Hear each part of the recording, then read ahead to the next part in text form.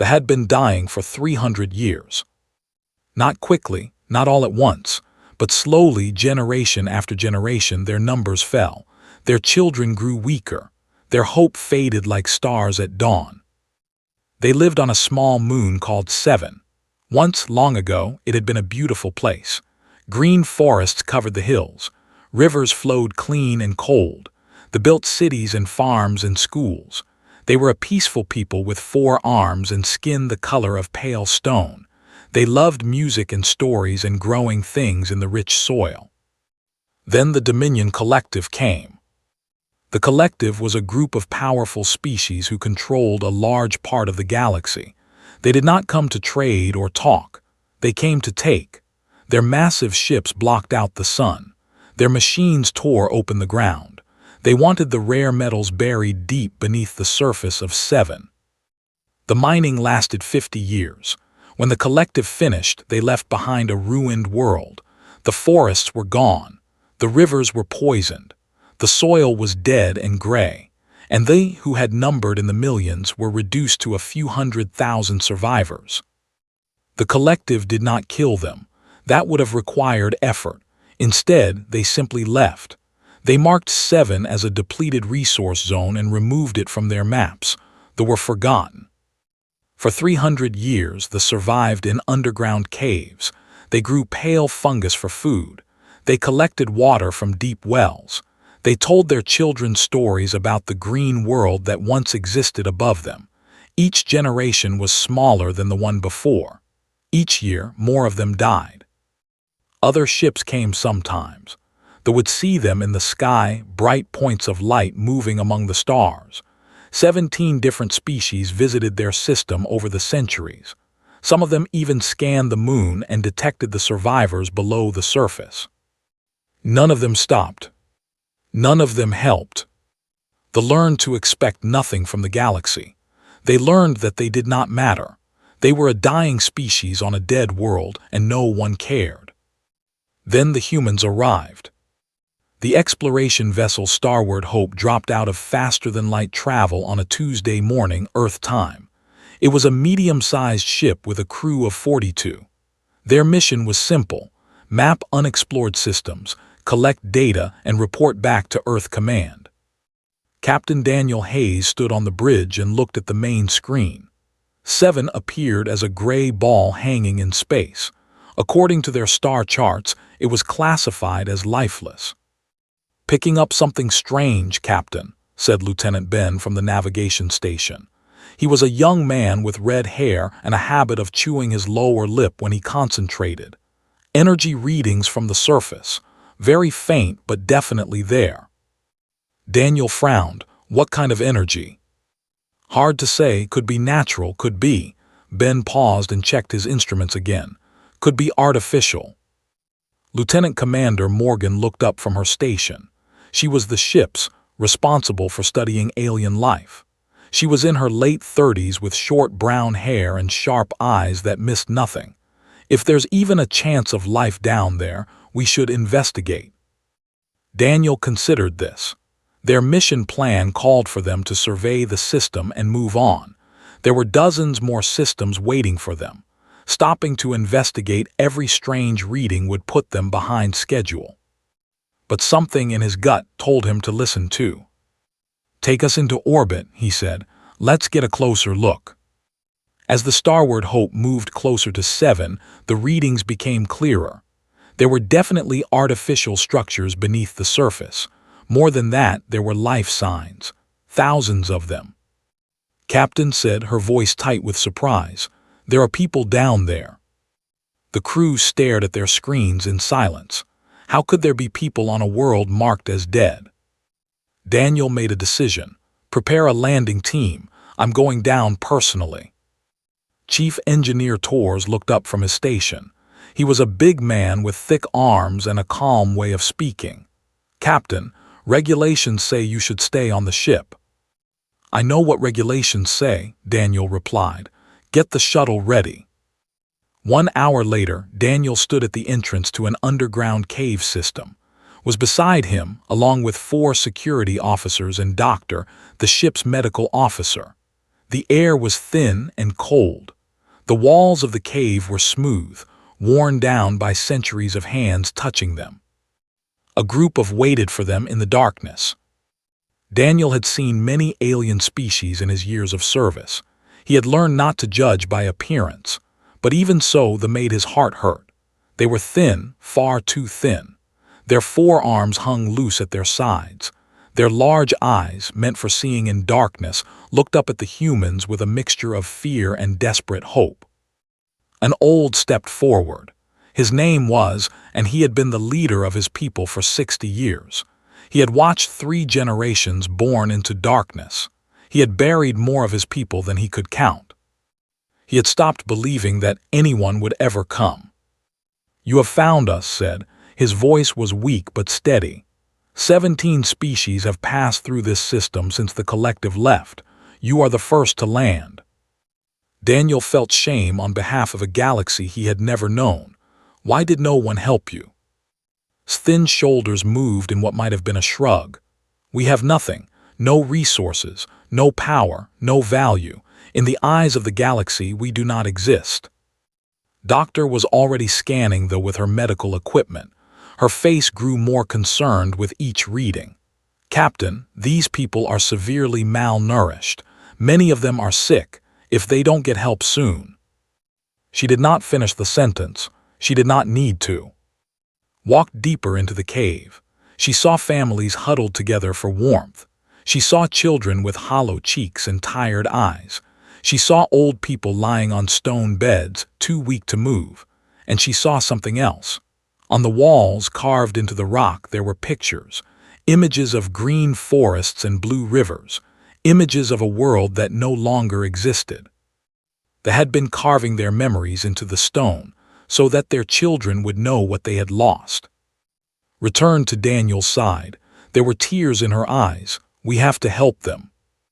Daniel looked at his crew. He saw the same thing in all their faces, horror at what they had found, determination to do something about it. He turned back to, "How many of your people are still alive?" 7,412 answered. "As of this morning, the number is always changing, always getting smaller." 7,000 people, starving, dying, forgotten by a galaxy that should have cared. Daniel Hayes was a man who followed rules. He believed in protocol and procedure. He understood why regulations existed. But standing in that dark cave, looking at a people who had been abandoned for 300 years, he knew that some things mattered more than rules. "We're going to help you," he said. "I don't know how yet, but we're not leaving you here to die." Stared at him for a long moment. Then something happened that Daniel would remember for the rest of his life. The old alien's eyes filled with tears. Not tears of sadness, but tears of something he had not felt in decades. "Hope." "Why?" whispered. "Why would you help us? You do not know us, we cannot pay you, we have nothing to offer." Daniel thought about the question. He thought about all the species that had passed by without stopping. He thought about a galaxy where people in need were ignored because they had no value. And he thought about what it meant to be human. "Where I come from," Daniel said slowly, "we have a belief. We believe that every life matters, not because of what someone can give us, but because they exist, because they are people just like us." He put his hand on shoulder. The alien's skin was cold and rough, but Daniel could feel him trembling. "You are not forgotten anymore," Daniel said. "I promise you that." The elder closed his eyes. For 300 years, his people had waited for someone to care. For 300 years, they had been disappointed. But on this day, in this cold, dark cave, humanity had finally arrived. And everything was about to change. The Starboard Hope was not a rescue ship. It was built for exploration. It carried food for 42 people, not 7,000. It had medical supplies for minor injuries and common sicknesses, not for treating an entire population of starving aliens. Every system on the ship was designed for one purpose: to travel far, gather data, and return home. Captain Daniel Hayes knew all of this. He had read the specifications 100 times. He understood the limits of his ship and his crew. But when he returned from the surface of 7 and gathered his senior officers in the meeting room, he did not talk about limits. "We need ideas," he said. "How do we help these people?" Chief Engineer Tors was the first to speak. "Our hydroponics bay produces food for the crew. If I reconfigure the growing systems, I might be able to produce food that they can eat, but it will take time, and we'll have to cut our own rations." "Do it," Daniel said without hesitation. Doctor pulled up data on her tablet. "I've analyzed biology. They're actually not too different from us. Most of our basic medications should work on them. I can synthesize nutritional supplements from our emergency rations. It won't be enough for everyone, but it will help the sickest ones survive." "Good, what else?" Lieutenant Ben spoke up. "I've been looking at navigation routes. The nearest human outpost is the supply station at Haven 3. If I push the engines harder than recommended, we can shave 6 days off the travel time. We could send a message now asking them to prepare emergency supplies." Daniel nodded. "Send the message, Priority 1. For the next 2 hours, the crew worked together to create a plan. It was not a perfect plan. It was not even a good plan by normal standards. It required them to break at least 12 regulations, put their ship at risk, and commit resources they were not authorized to use. Nobody complained. That night Tors worked without sleep. He tore apart the hydroponics bay and rebuilt it from the ground up. He tested soil samples from 7 to understand what they could digest.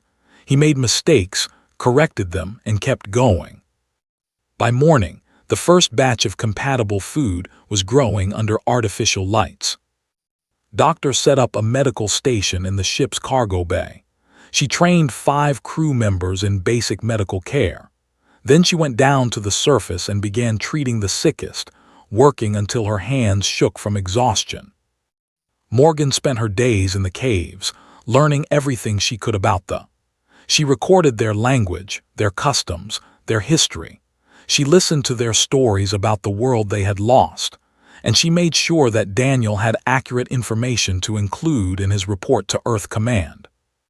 The report was the hard part. Daniel sat alone in his cabin, staring at the blank screen. He had to explain to his superiors what he was doing and why. He had to justify breaking protocol. He had to ask for help without knowing if it would come. He started writing. To Admiral Vance, United Earth Space Command. This is Captain Daniel Hayes of the Starward Hope. I am reporting an emergency humanitarian situation on the moon designated 7. He described what they had found. He described their history, their suffering. He described the 17 species that had ignored them. He described his decision to help. Then he wrote the words that would either end his career or change history. I am requesting immediate humanitarian assistance for the people. I am aware that this request violates standard exploration protocols. I am aware that intervention in non-aligned space may cause diplomatic complications. I am aware that I may face disciplinary action for my decisions. He paused, then he continued. I am also aware that 7,000 people are dying on this moon. They have been dying for 300 years while the galaxy watched and did nothing. I cannot watch and do nothing. I will not watch and do nothing. If following the rules means letting innocent people die, then the rules are wrong. He sent the message and waited. The response came 12 hours later. Daniel's hands were not steady as he opened the transmission. Admiral Vance was known as a strict officer who valued discipline and procedure.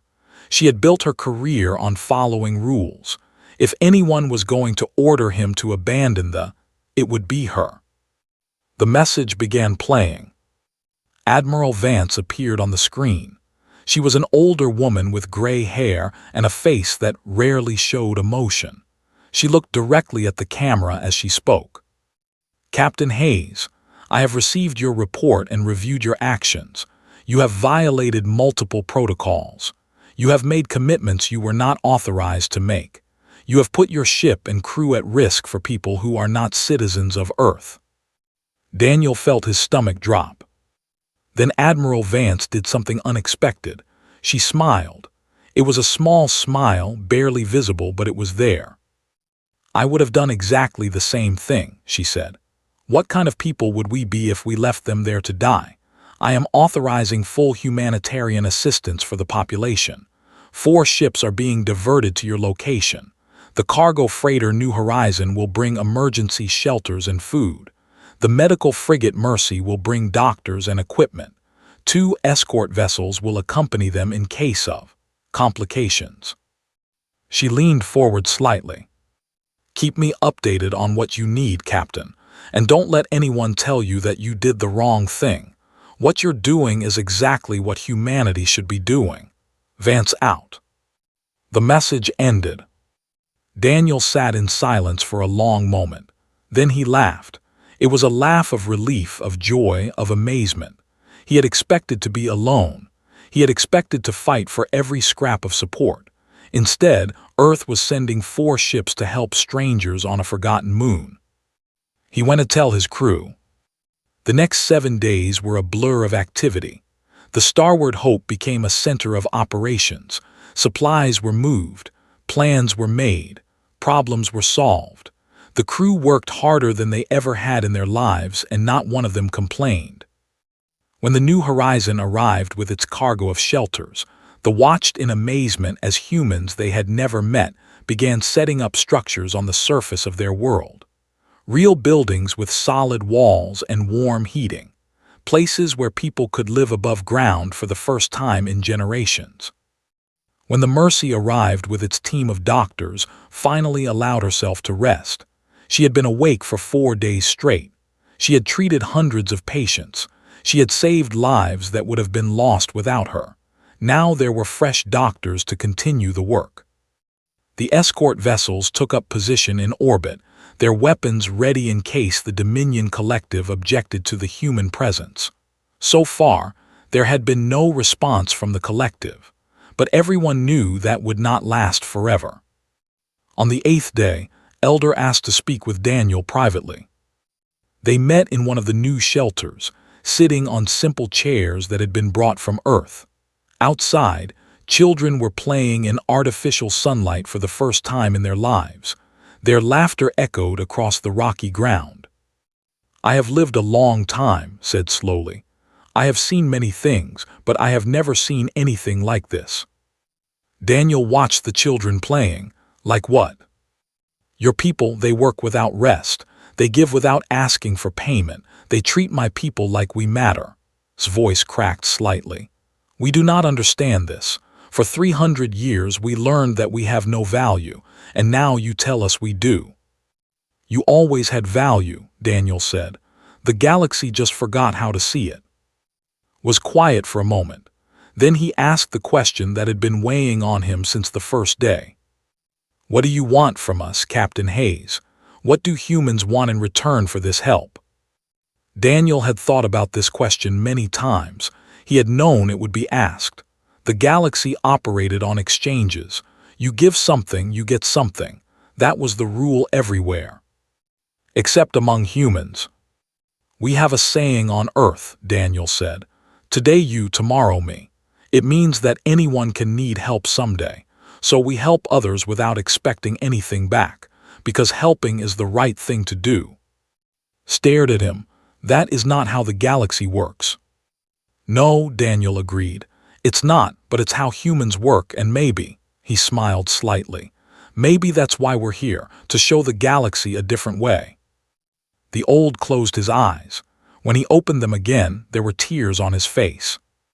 "For 300 years," he said, "I told my people to have hope. I told them that someone would come. But in my heart I stopped believing. I thought we would die here, forgotten by everyone." He reached out and took Daniel's hand in 2 of his own.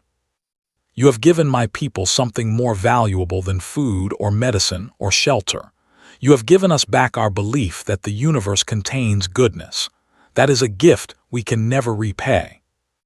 Daniel squeezed the old alien's hand gently. You don't have to repay it, he said. Just pass it on someday. Help someone else when you can, that's all we ask. Outside, the children kept playing, and somewhere in the galaxy, news of what was happening on 7 was beginning to spread. The forgotten aliens had been found, and humanity had no intention of letting them be forgotten again. The message arrived at Earth's diplomatic station on a cold morning. It came through official channels, marked with the seal of the Dominion Collective. The language was formal and precise, the way all collective communications were. But underneath the polite words was a clear threat. Ambassador Christopher read the message 3 times before responding. Christopher was a tall man in his 50s with calm eyes and a voice that never rose above a conversational tone. He had spent 30 years negotiating with alien species. He had learned that anger was a weakness and patience was a weapon. Nothing in the galaxy could make him lose his composure. But this message came close. The Dominion Collective was demanding that Earth withdraw all personnel and equipment from 7 immediately. They claimed that the moon was collective territory. They claimed that they had no legal standing under galactic law. They claimed that human intervention was an act of territorial violation. They claimed a lot of things. Christopher sent his response. Ambassador of the Dominion Collective was welcome to visit Earth's diplomatic station to discuss the matter in person. 3 days later arrived. The ambassador was a member of a species called the. He stood 7 feet tall, with a body covered in hard plates and 4 compound eyes that never seemed to blink. His voice was a clicking sound that translation devices turned into words. Christopher met him in the main conference room. They sat across from each other at a long table, surrounded by screens showing data from 7. This is a serious situation, began. The Dominion Collective has protected galactic stability for thousands of years. Your species is young. You do not understand the consequences of your actions. Christopher folded his hands on the table. Please explain the consequences to me. 7 was designated a depleted resource zone 300 years ago. The population remaining there was classified accordingly. They have no status under galactic law. They are not citizens of any recognized government. They are, legally speaking, nothing. They are people. Made a clicking sound that might have been annoyance. That is a matter of perspective. The collective has established rules that have kept order in this region of space for. If every young species decided to ignore those rules whenever they disagreed with them, there would be chaos. Christopher nodded slowly, as if considering the argument. Then he pressed a button on the table. The screens around the room lit up with images. Images of children eating their first real meals. Images of underground hospitals now filled with proper medical equipment. Images of hydroponic farms turning gray rock into green growing things. Images of people who had been forgotten for 300 years, finally being remembered. These are the depleted resources you're referring to, Christopher said. His voice remained calm, but there was steel underneath it. Children, families, elders who remember a time before the collective took everything from them. Tell me, Ambassador, does your law classify them as nothing because they truly have no value, or because recognizing their value would mean admitting what your collective did to them? His compound eyes fixed on Christopher. You are speaking of things you do not understand. Then help me understand. The collective came to their world. You took everything of value. You destroyed their environment. You left them to die. And when they somehow survived against all odds, you declared them nothing so you would not have to face what you had done. Christopher leaned forward. Earth recognizes no law that classifies living beings as acceptable losses. The room was silent for a long moment. Then stood up. This conversation is over. The collective will take this matter to the Galactic Council. There will be consequences. There already have been consequences, Christopher replied. For 300 years, we're just the first ones to notice. Left without another word, Christopher sat alone in the conference room for a long time after the ambassador departed. He knew that things were about to get complicated. The collective had power, influence, and allies across the galaxy. Earth was a young species with limited resources and few friends. But sometimes doing the right thing meant facing difficult odds. The confrontation made galactic news within hours. Smaller species across the galaxy watched the recordings with amazement. They had never seen anyone stand up to the collective before. They had never heard anyone question the rules that everyone accepted as unchangeable. Messages began arriving at Earth's communication relays, dozens of them, then hundreds. Some came from species who had suffered similar fates to the. They told stories of worlds stripped bare, of populations abandoned, of peoples forgotten. They asked if humans would help them too. Some came from species who feared the collective. They warned Earth to back down, to accept reality, to stop making trouble. They said the galaxy had been this way for thousands of years and would not change because of one young species with strange ideas about compassion. Some came from individuals within collective species. They sent their messages in secret, afraid of being discovered. They said they were ashamed of what their governments had done. They said they hoped humans would not give up. On 7, the heard about the confrontation. Elder called a gathering in the largest of the new shelters. "The humans are fighting for us," he told his people. "They are standing against the collective because they believe we matter. I do not know if they can win, but I know that for the first time in 300 years, we are not alone." A young named stood up to speak. She was 20 years old, born in the caves, never knowing anything but darkness and hunger until the humans arrived. "My mother told me stories when I was a child," she said. "Stories about the sky, about trees, about living without fear. I thought they were just stories, dreams from a time that would never come back." She looked around at her people, at the humans working among them, at the walls of the shelter that protected them from the cold. "Now I am beginning to believe the stories might come true." They had spent 300 years learning to expect nothing. Now they were learning something new. They were learning to hope. In the weeks that followed, the diplomatic situation grew more tense. The Dominion Collective filed formal complaints with every galactic organization. They demanded that Earth be sanctioned for territorial violation. They demanded that the be returned to their legal status as nothing. Earth refused every demand. Ambassador Christopher traveled to meeting after meeting, station after station, arguing humanity's case. He did not shout or threaten. He simply presented the truth, images of suffering, records of abandonment, stories of survival. He let the evidence speak for itself.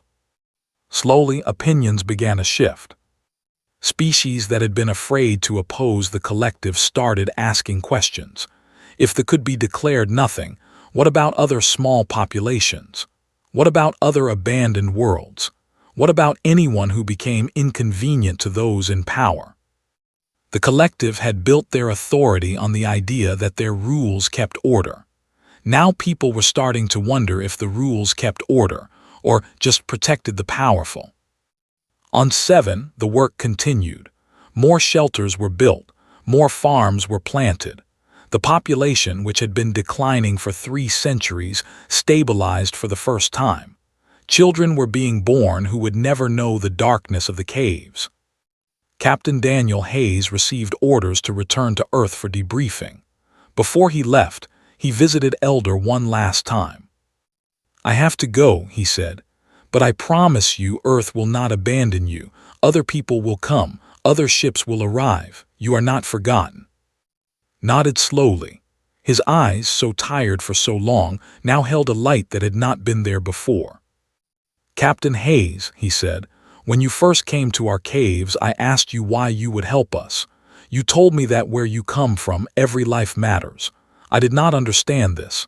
I thought you were speaking words without meaning." He placed one of his hands over his chest. "Now I understand. Your people do not help because it benefits them.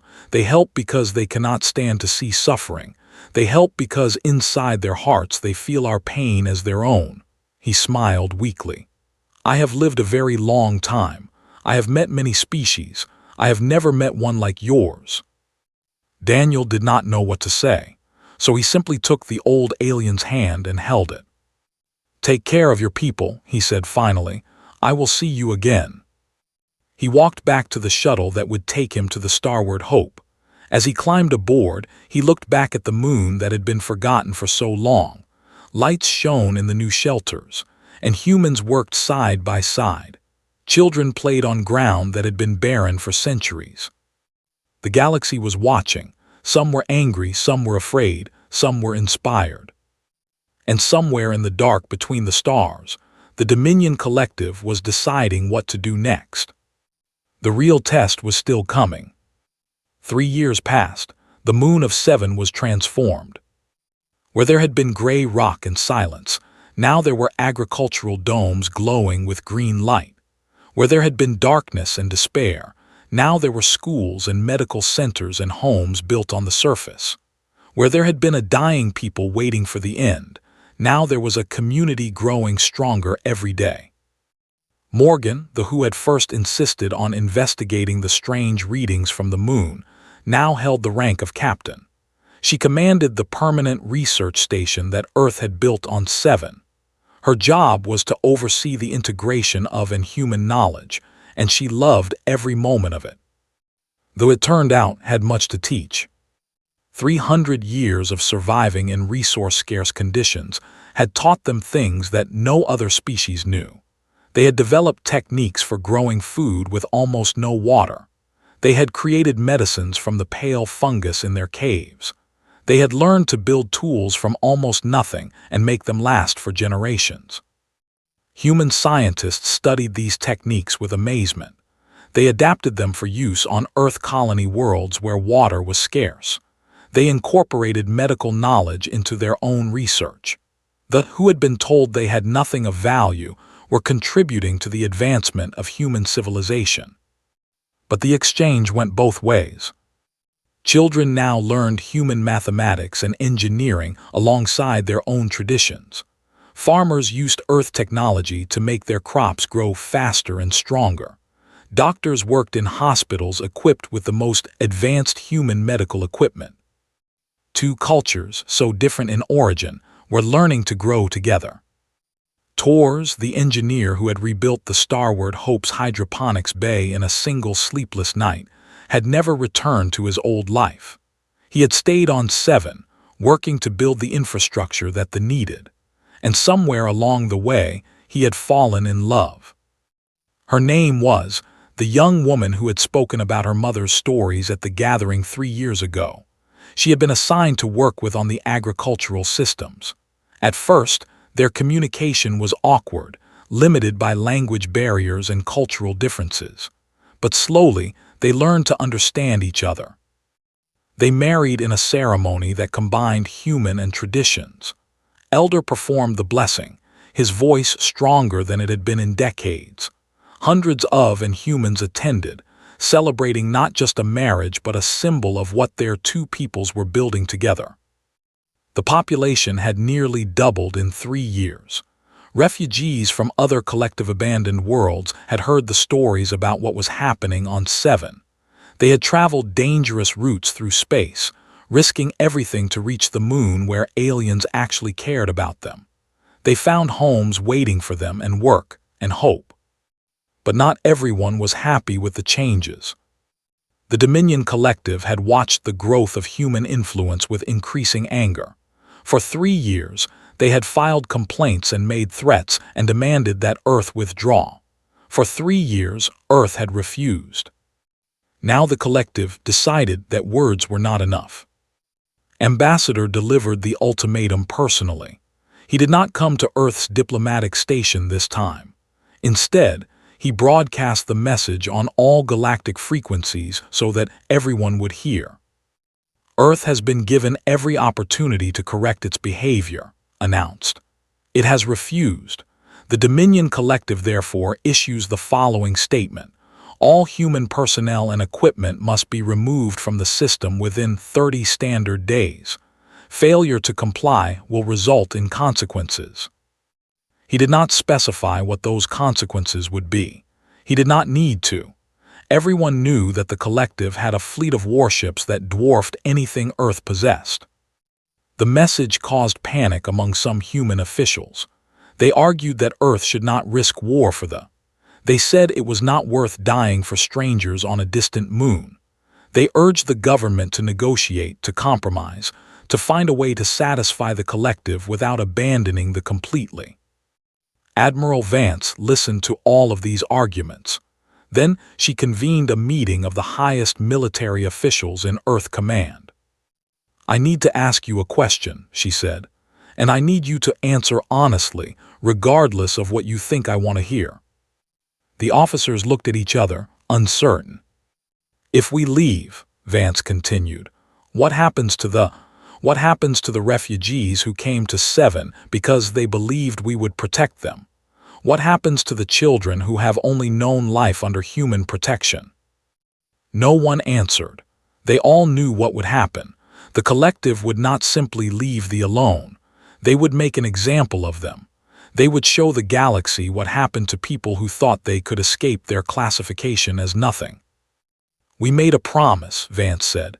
3 years ago, when Captain Hayes sent his first report from that moon, I told him that what he was doing was exactly what humanity should be doing. I meant it then. I mean it now." She looked around the room. "We do not abandon people who trust us. That is not who we are."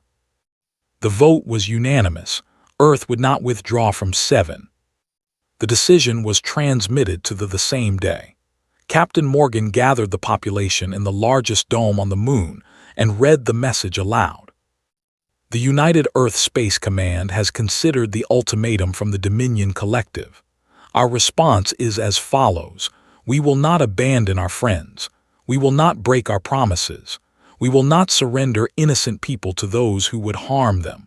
They are under human protection, and that protection is not negotiable." They listened in silence. Then slowly they began to cheer. Elder, now in his final years, sat in a chair at the front of the gathering. His body was weak, but his spirit was strong. When approached him after the announcement, he reached out and took her hand. "You are risking war for us," he said. "Your people may die for our sake. Why?" Knelt beside him so their eyes were level. "Because you matter," she said simply. "Because we said we would stay and we meant it. Because some things are worth fighting for, even if you might lose." Closed his eyes. When he opened them again, they were wet with tears.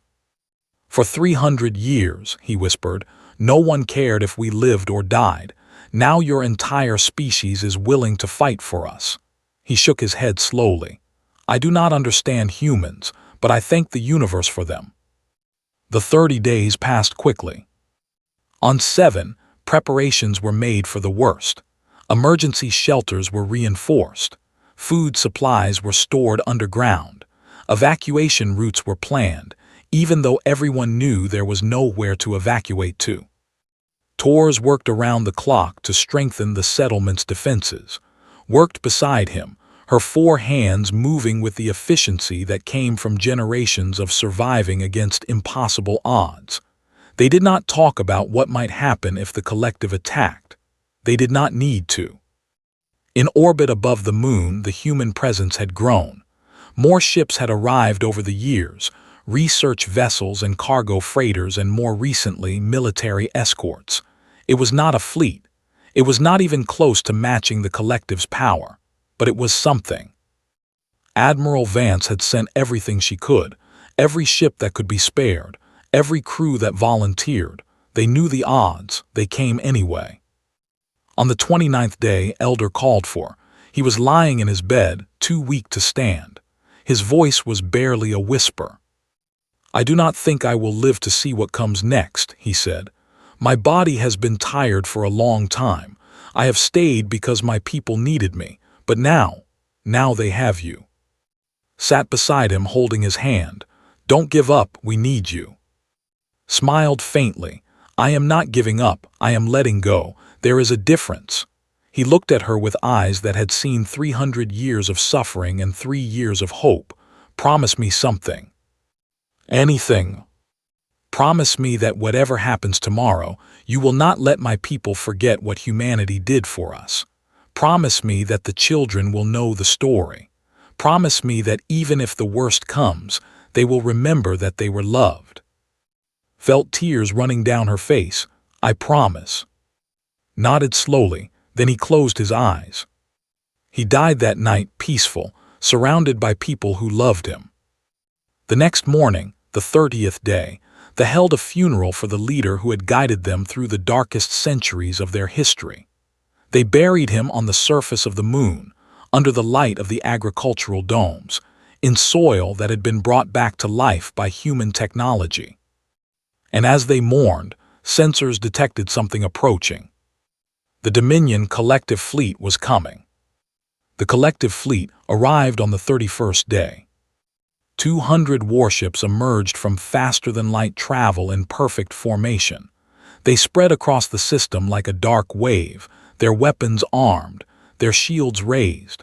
It was the largest military force the collective had deployed in decades. It was a message to the galaxy. This is what happens to those who challenge us. Admiral Vance stood on the bridge of the Unity, Earth's flagship. She watched the enemy fleet appear on her screens, ship after ship after ship, until the numbers seemed impossible. 200 against 73. The crew around her was silent. They had known this moment was coming. They had volunteered anyway, but knowing the odds in theory was different from seeing them in person. Lieutenant Commander Ben was at the navigation station. He was older now than when he had first detected the life signs on 3 years ago. He had been promoted twice and refused transfer 3 times. He said he wanted to see this through. All ships reporting ready, Admiral, he said. His voice was steady, but his hands were tight on the console. Vance nodded, hold position. On the surface of 7, they watched the skis. Captain Morgan had ordered everyone into the shelters, but many refused to go. They wanted to see what happened. They wanted to witness the moment that would decide their fate. Stood with Tors at the entrance to their home. She held his hand tightly, her 4 fingers intertwined with his 5. They did not speak. There was nothing to say. In the largest shelter, children huddled together, frightened by the tension in the air. Human volunteers sat with them, reading stories and playing games, trying to keep them calm while the adults waited for war. In orbit, the collective fleet arranged itself into attack formation. The flagship, a massive vessel called the Dominion's Judgment, moved to the front. Ambassador was aboard, watching the human ships with his compound eyes. Open a channel to the human flagship, he ordered. A moment later, Admiral Vance's face appeared on his screen. She looked calm. That annoyed him. Admiral Vance said, "You have 60 minutes to begin withdrawing your ships and personnel from this system. If you do not comply, we will be forced to remove you." Vance did not respond immediately. She looked at the 200 ships arrayed against her. She thought about the 73 ships under her command and the thousands of people whose lives depended on her next words. Then she spoke. "Ambassador, Earth has no quarrel with the Dominion Collective. We do not want war, we have never wanted war, but I must make something clear to you." She paused, letting the words hang in the silence. "They are under human protection, and protection means something to humans." "You cannot win this battle," replied. "You are outnumbered nearly 3 to 1. Your ships are inferior to ours. Your species has been traveling through space for less than 2 centuries. We have ruled this region of the galaxy for." "You are correct on all counts," Vance said, "and yet here we are." His compound eyes flickered. "Why?